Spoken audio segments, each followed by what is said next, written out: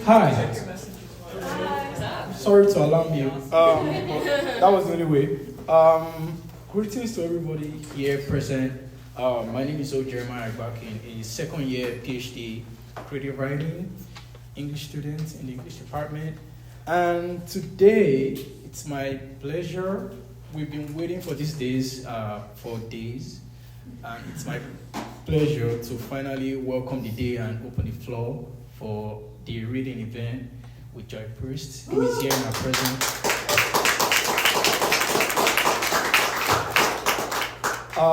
I want to express my heartfelt gratitude to members of the planning committee for making this possible. Abiji, Eric, Colin, Maxim, and also Daniel, who has been fantastic. He did a very wonderful interview with Joy Priest. Yeah, give up for him. Yeah. Also, Mikhayla Smith, the Poet Laureate of Athens.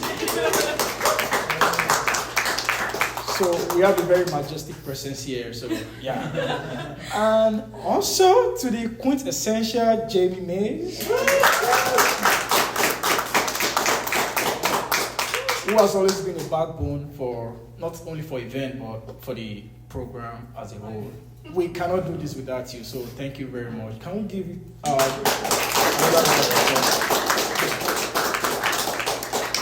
I also want to thank the creative writing program in the English department for their financial support for the money. We want to thank them. Thank you, Maggie, for your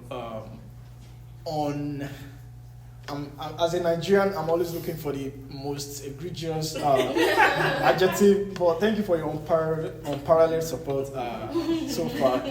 Also, I want to thank the Wilson Center for their financial support as well. I want to thank you all, for taking out time out of your busy schedule to be here. You could have been at home watching Netflix or, trying to meet that deadline, but you decided to be here today for poetry and also for Joy Priest. Thank you very much for your presence. Lastly, I also want to recognize our faculty that are here, Dr. Eric Morales, Dr. Pavlich, thank you very much for being here. We also want to thank Georgia Review, Amy, thank you, I see you, thank you so much. And finally, I want to thank the Athica Institute of Arts for giving us this place for free. Can you imagine? Thank you. Last year, we hosted Aditi Machado on the same grounds for free, and they did not tell us that, get to buy two and get one for free. It's get everything for free. So we hope this relationship will continue like that. So a few house rules before we start. Please let us be mindful of our surrounding, of our environment. There are arts on the walls. They're expensive. Also, we signed a form saying that, if anything happens, we are responsible. That is me, Eric, Colin, and members of the committee. So please don't get us in trouble. Okay, introduction time. I'm going to introduce Mikhayla Smith, the Poet Laureate of Athens, who is going to introduce Joy Priest, and she's going to be the anchor of this whole program. So, Mikhayla Smith is a poet, essayist, fiction writer, spoken word artist, educator, and mother. Originally from Augusta, she has now planted her roots firmly in Athens, Georgia. She's also a graduate of the English department at the University of Georgia. So she's an alumna. Alumna? Is it alumna or alumnus? Yeah. Whatever. Yeah, you get it. She's part of this community. Yeah. She has dedicated herself to exploring the power of poetics and making poetic literature more accessible, especially for the youth of Athens. Our poetry chapbook, Dichotomy, was published in 2020 by Nightingale and Sparrow Press. I think that's a very beautiful name. As the first Black woman poet laureate of Athens, she stands in a long tradition of Black women poets who have paved the way before her, drawing inspiration from Audre Lorde's words, Poetry is not a luxury. In her role, she hopes to serve as a bridge for the community, illuminating poetry's vital place in everyday life. When she's not writing, reading, or dreaming, she spends time with her family. As you can already surmise, she's a lover of the city of Athens. In her first poem as the laureate of the city in our city, she insists that to love our city is to know it in all of its forms, all of its communities and fallacies. To love is to know the truth. To love is to fight the good fight, to live in the light and to defeat the darkness, to be in arm's reach of one another. Please welcome Mikhayla Smith with a resounding round of applause.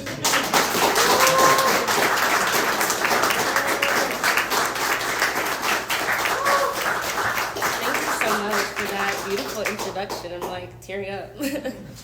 Thank you for having me. As I said before, I'm Mikhayla Smith, and I'm so honored to be here. Again, I want to thank Jeremiah, Jamie Mays for reaching out to cultivate this collaboration.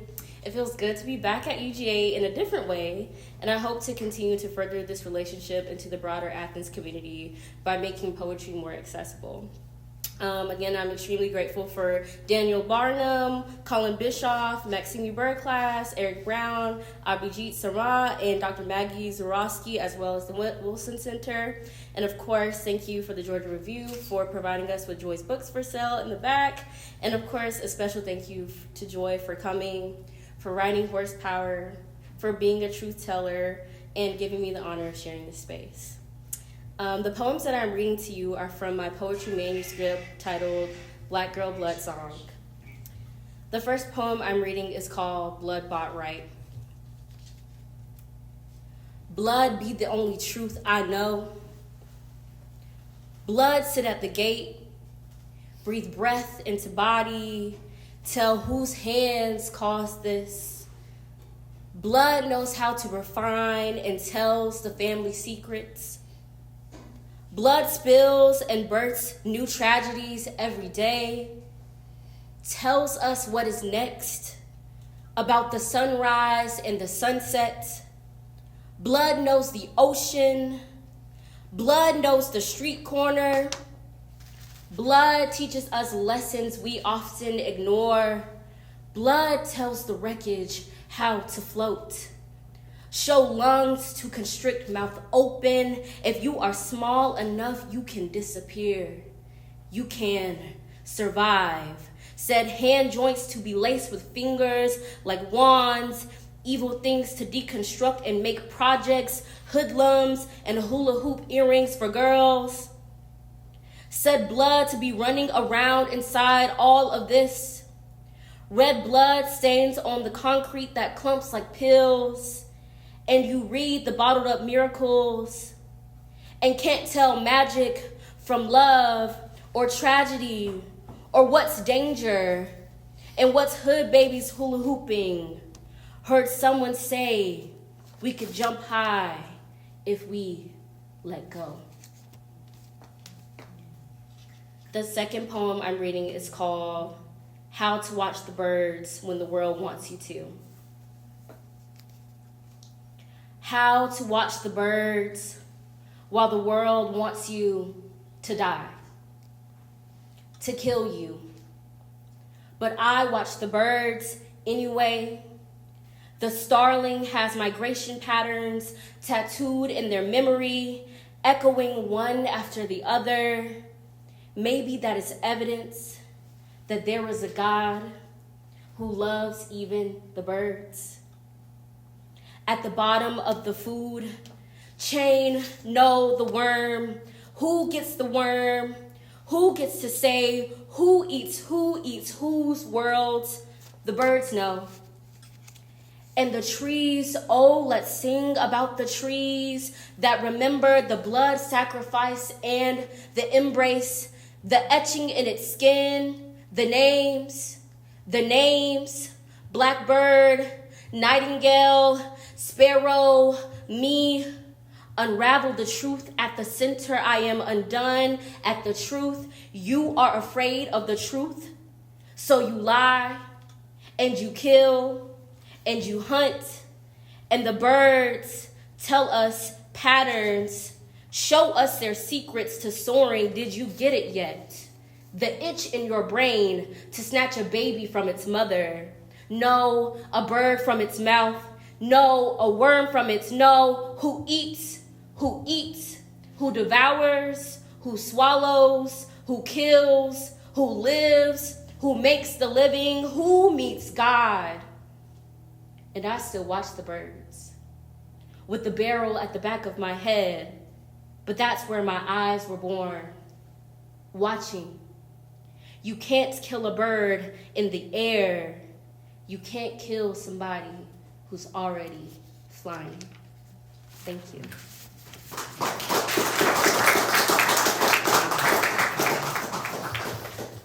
I chose to read these poems because writing them made me feel similarly to when I read Horsepower.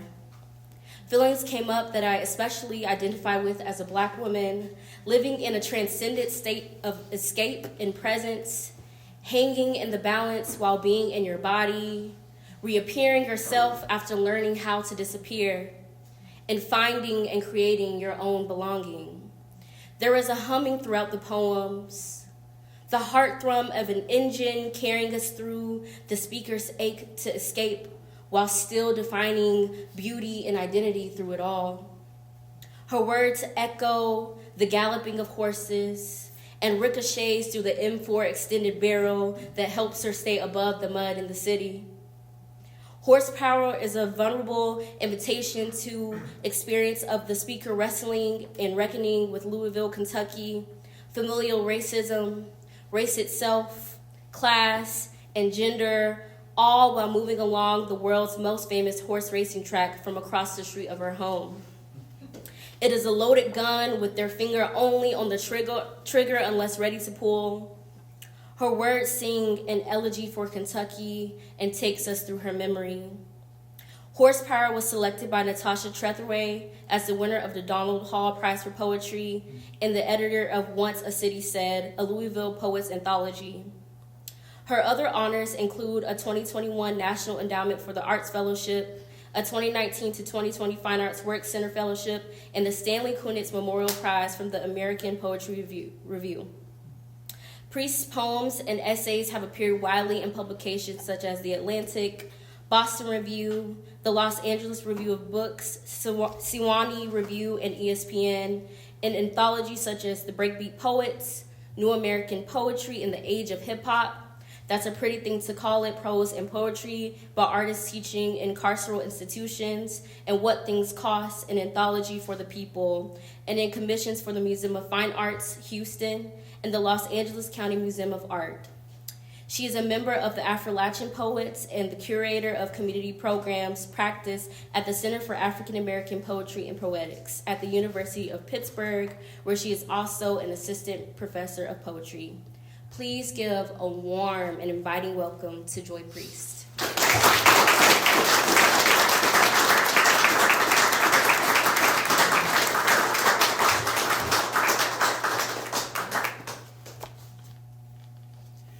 Everybody, thank you so much, Mikhayla, for that beautiful introduction and for the gift of your own poems, and also for the earth tones. I'm an earth tone girly. So.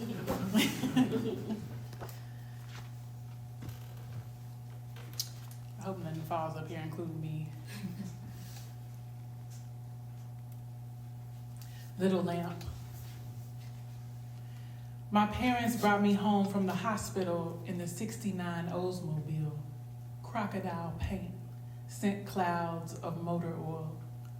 They slid between the year just passed and the one coming, back to their room on Frankfurt Avenue, where the train ran parallel to the street. I learned to sleep by the sound of its horn. When it rumbled past, the little lamp flickered in and out like a notion.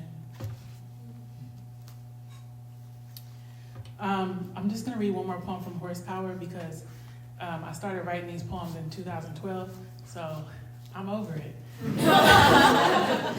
But I usually read the first poem, the title poem in the book, because it just has all of the book's threads, and then it introduces the kind of narrative that runs through the book.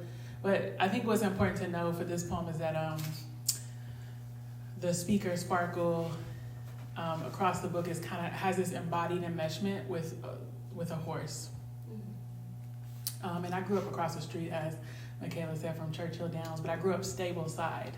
So not the side all the money was on, but the side of the hustlers. My father teaches me how to slip away with Clarence Carter on in the background.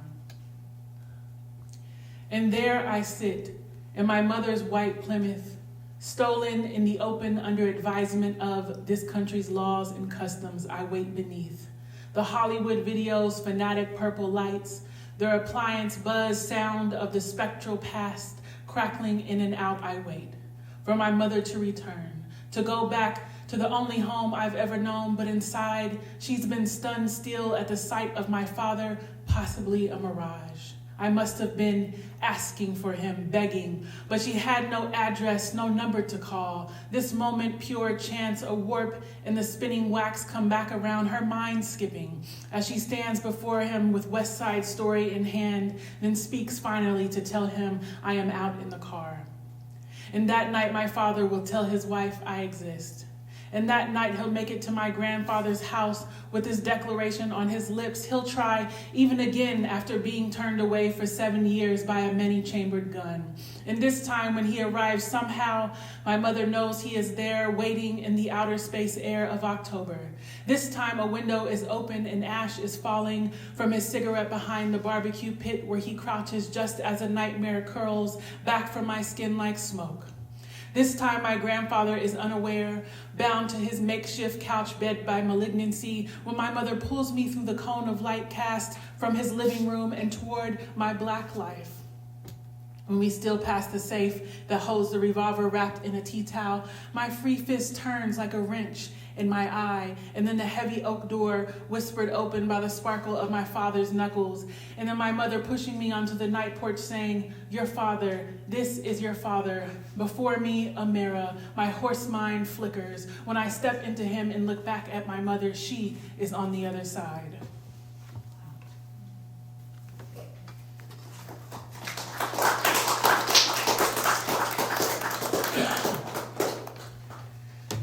I'm going to read from the new manuscript, which is finished, and then I've been writing my ass off. Listen, it's good. It's good times and it's bad times. But 2 years after the PhD, I'm like writing again, and I just got so much stuff. So I was like, let me just bring the laptop. We'll see what comes up. But I'm going to read a little piece of prose called "My Favorite Thing About My Mother."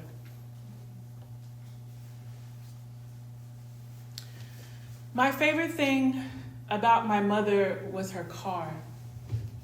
Not the white Plymouth I was sitting in the night my father resurfaced in our lives. Not the black GTO she allegedly zoomed around in before I was born like a 1970s Dominic Toretto. And not the Chrysler Sebring I rammed my grandfather's Buick into when he had the bright idea to let me practice pulling into the carport while sitting on his lap. When I say my mother's car, I'm always talking about the red 1986 Oldsmobile Cutlass Supreme Classic. There's a picture of me sitting behind the wheel one Kentucky Derby weekend, pitiful ponytail, front tooth missing. "Take a picture of me driving, Mama," I yelled out the open window. The chaos of our improvised enterprise, parking cars in our yard for $25 a spot, going on around me, a motor symphony rumbling out of the photo. My mother's Cutlass was a car designed for the entire sensory complex. Burgundy crushed velvet seats so lush you could taste grapes. The click of the metal seat belts. 2 long, heavy groaning doors, gradient tint windshield, wooden dash, the smell of fuel back rushing from the carburetor through the air vents. Everything about it teasing danger, the gerund of it. I was shaped in its speed. It calibrated my blood. Unlike my first car, a darker maroon 1988 model, the same year I was born, my mother's version had electric windows and doors. At some point around 1996, when it started to accelerate into old age, some kind of malfunction occurred in the car's electrical circuitry. As country people are wont to do, my mother described it as a short in the system. Whatever it was caused the car's electrical functions to randomly act up. "Don't roll down that window," my mother might warn me as I hopped in after a long, hot school day. "It's acting up today," which meant it was getting stuck and might not roll back up until it felt like it. Inevitably, when that happened, the storm clouds would start rolling in and those beautiful velvet seats would end up soaked. Perhaps my least favorite behavior of the ghost in the wires was the effect it had on the radio. At the least bit of bump in the road, the radio would go out, always on the most important part of a song, disrupting the melody, the meaning, the DJ's mix. My mother took the banging on the dashboard to get it to cut back in. Surely this was not a phenomenon exclusive to our immaculate little room of song. When we stopped at a light, I'd look into the other vehicles around us to see if anyone else was whipping their cars like a racehorse. I'm not sure if there was any real method to the car's madness, if the potholes were what caused the sound to drop out, or if that was a willfully imagined pattern we'd imposed upon this unsettling void, which we really had no control over. For my mother, a neurotic, emotionally dysregulated adult, I imagine now that this was existentially frightening, a small disruption connected to all the larger disruptions she had experienced in life, a spoil in an otherwise sublime experience. Like being liberated from her scary, wounded father the summer she was 14, only to be assaulted repeatedly by her older cousin while staying with her aunt. Like finally having the child she'd always wanted at 35 in return for a heartbreak that would render her single and sexless for 17 years. Never going to therapy, never getting the wiring fixed. The ways that we sit in our denial, riding around in it, it takes the sound out of our lives and we sing right on through it. What's the harm? We know the words. We keep the melody and its madness going. Sometimes I prayed that the lapse in sound would occur at the parts in the song that I knew would embarrass my mother. "Joy Marie," she would say, deep and darkly, as if I'd written the song, as if I were responsible for the forbidden words. Then she would cut the radio off entirely, which I could never abide, needing music ceaselessly like some being that subsisted entirely on a sonic diet. Or in the summertime when the windows were down and we pull up next to a white person, and she'd cut the radio down, uttering demurely, "That's enough," or "That's too loud." Something about it racist, though I couldn't quite figure out what, or I couldn't quite recognize as racist then.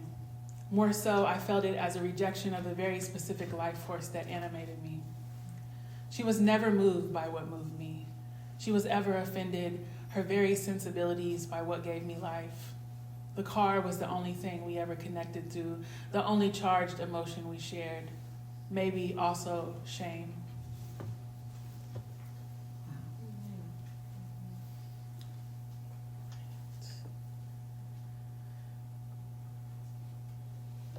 This is a request from Eric. Oh no, I took it out of this version because I was sending it to a certain kind of press.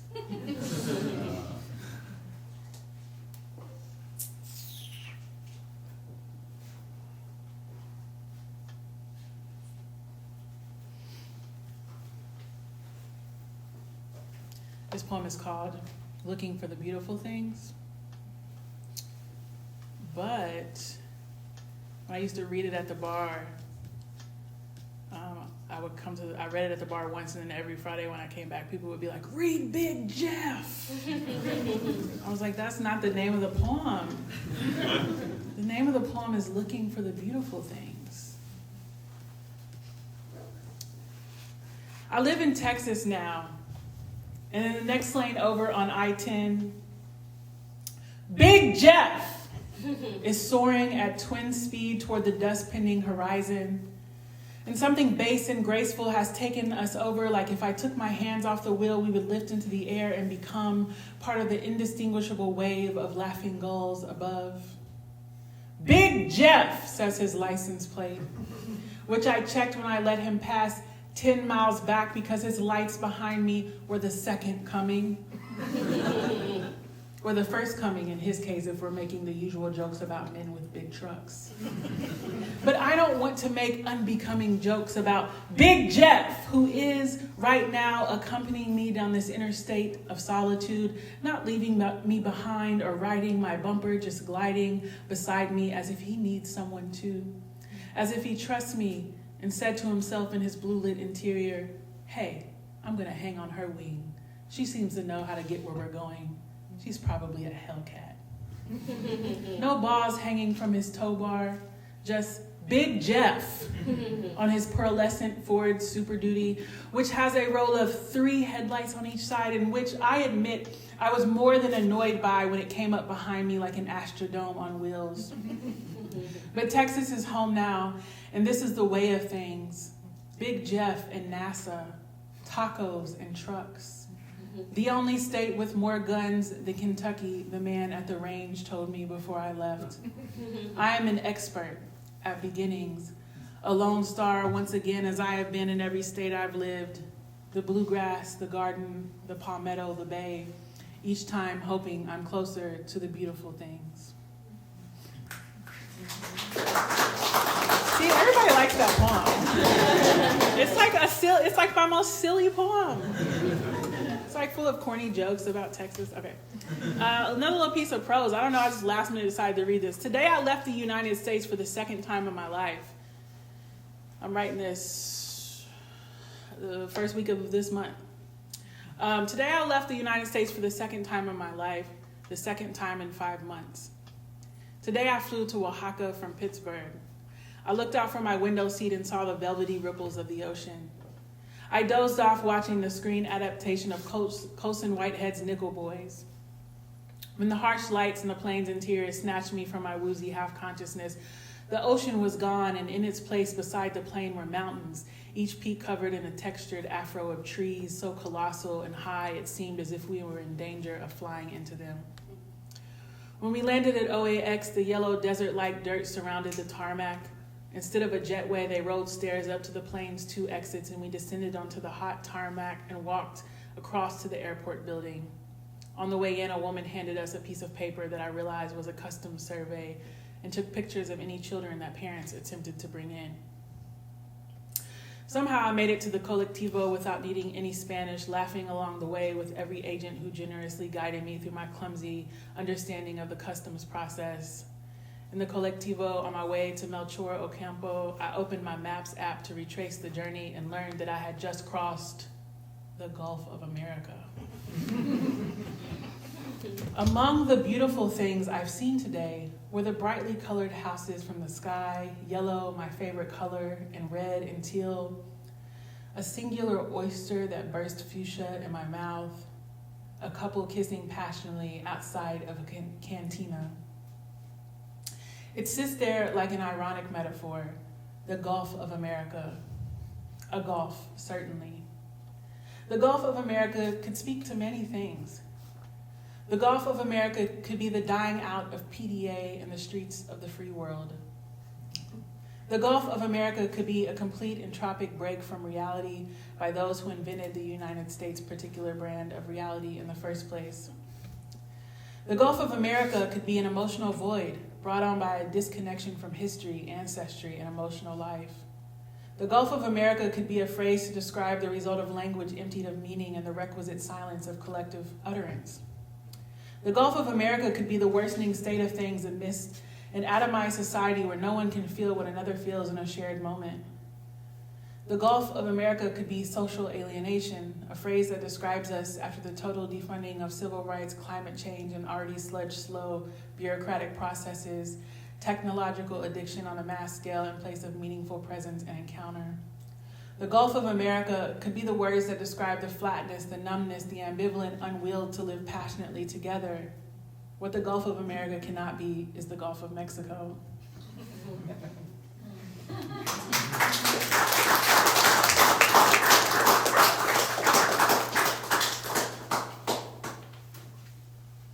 Houston. Never mind that I stepped outside for a cigarette one night and mistook the flying American cockroach for a nocturnal hummingbird drifting through the Marquez landscape, its delusional heat. Never mind the constant construction blocking the sidewalk, or both sides, by the way, like you can't walk. Or what is the thing I said I was going to include in this poem now? I know Eric from Houston, so we were going over stuff. I don't know. Oh, that you can valet park your car at a taco stand. Never mind the constant construction blocking the sidewalk, or statistics like 1.5 road rage shootings on average per day, the drivers who treated me walking as a mirage. I loved coming down Westheimer during sunset, light flaming off the 80s sci-fi skyline downtown, grabbing weeb on me and barbecue in a drive-thru, and also Nigerian food too. You can get Nigerian food in a drive-thru. The Bam Bam at Juiceland.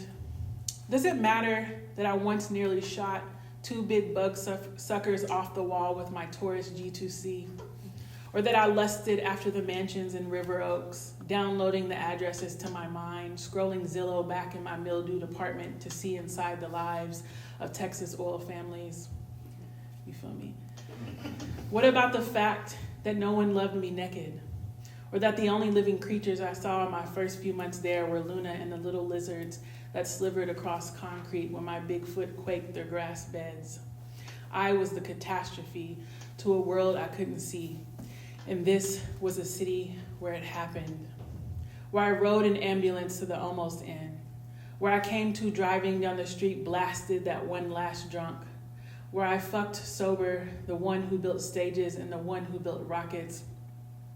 It was a landscape of lilt and luminous, where I quit using, quit smoking, quit the only way I'd known, to walk the bayou and return to the mind I tried to escape, the me before the forgotten child.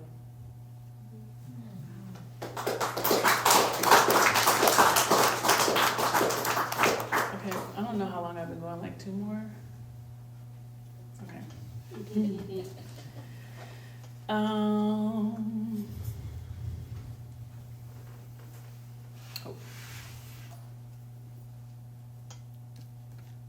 This is the last poem of the book. Scroll.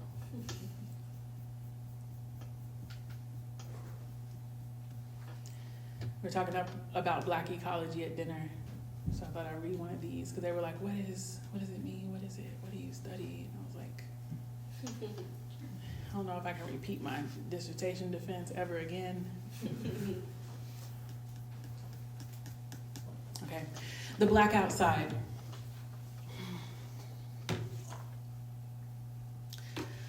The jazz, it puts you on a swing in your project neighborhood, where you learned the antithesis of ownership, where you learn to live with the loudness of your neighbor's living. It brings an ecology of sincerity, the thought of the Black outside. And you believe the hollowed out trunks, the tree house of our speech, the way we say things. Had to quit carrying on with folks who don't have a history of being hidden or community plumbing issues. Done with jazzless folks who ask why you still have feelings, your being, wayward with us now in the Black outside, the jazz. It puts you on a swing in the gentry's neighborhood, which used to be your neighborhood, where you pinned your personality on a shared clothesline, where you placed your speaker in a courtyard window to bring us out, on a swivel now on the bureaucratic fabric, on a walk you've taken to escape the mind so close to itself it cannot see itself, like the eyes above the nose. What doesn't pursue you? Now you are even after yourself.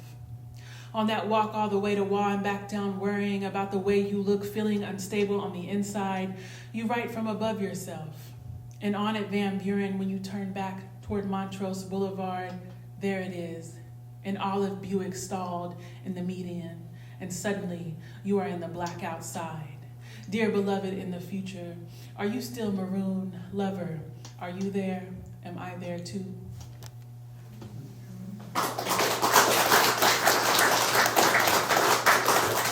Okay, I got a love poem. I got a little suite about Minnie Riperton. I I gotta read Cimetière du Père for my friend I met at dinner. Maxime. Is my like platonic soulmate, but I forgot his name. So, what y'all want to hear? Maybe I just do. Okay, I'm gonna do the love poem and the. I just wanted y'all to know that I have a Minnie Riperton suite poem because people don't talk about Minnie Riperton enough. But I'll save it for another time.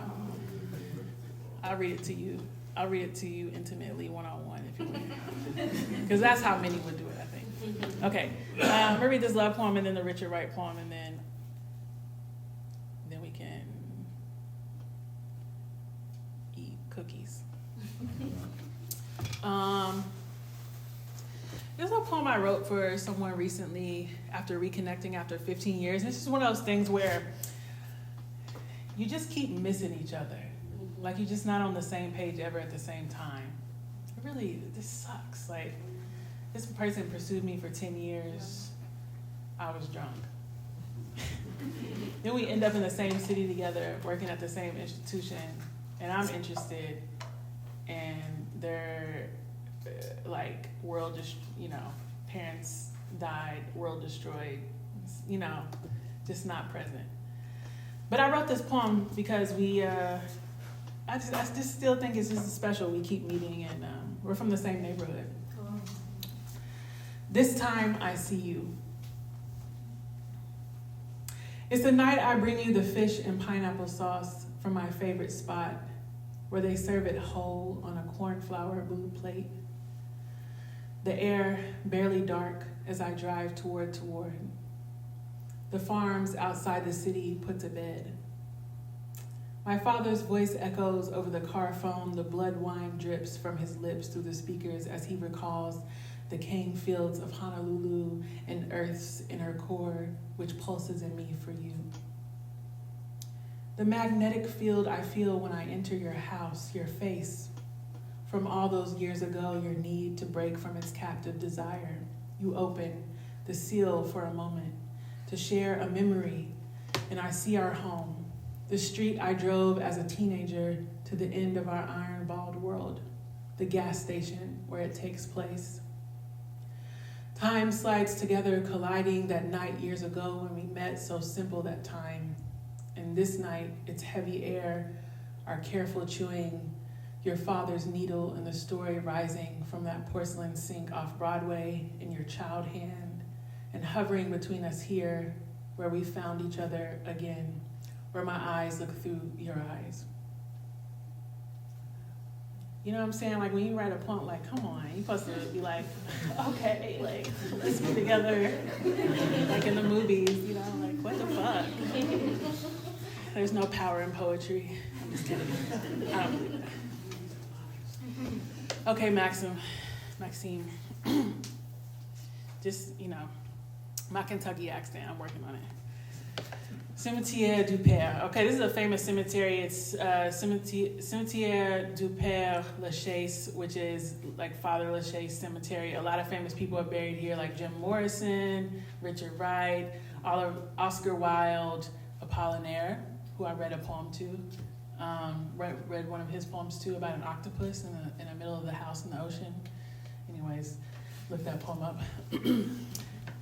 I never felt a moment of sorrow in this city where Richard Wright sleeps behind black marble and walks next to me as apparitional lumen and smokes in those post-World War II cafes, Flore and Monaco, Turn On and Les Deux Macots, where I sit outside in the October chill across from the Église du Saint-Germain-des-Prés. Inside, I lit a candle for love and dropped a prayer for my family in a glass box. I never felt a moment of sorrow at the mausoleum, where I find him tucked into shadow behind a staircase, where I sit at a little bench to peer into the onyx gloss, my reflection, a sudden face in the frame he can see from the other side. He isn't, after all, underground like a madman running. I wandered around the caverns below, trying to decipher the system in the library of the dead, breathing dust and stumbling backward into the crypt's conversation pit, disoriented under dim light. The voices wanted me to stay, but he wasn't among them. This is how I know. I never felt a moment of sorrow inside his Mississippi thoughts of blues and labor, inside his free-moving air, to find him here in another country's margins, behind a staircase in a corner on the bottom row where someone has left offerings, a dime, a pin at the altar of our ancestor, and named him Brother Hollow. In the photo I took, he sits below the midnight slab and its engravings in the body of a tiny snail. He is taking his time leaving. His black mind is a shell he can retract into. His black body never was a tomb.